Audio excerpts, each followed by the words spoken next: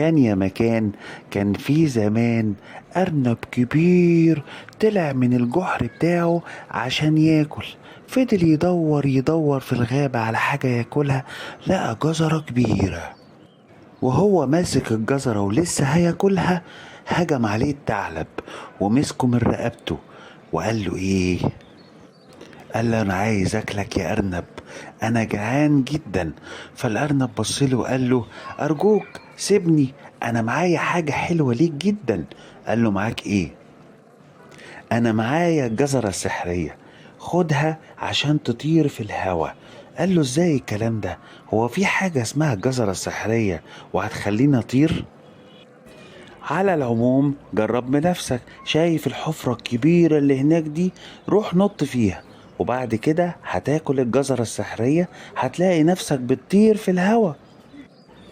راح الثعلب سمع كلام الأرنب وفعلا نط في الحفرة ومعاه الجزرة السحرية.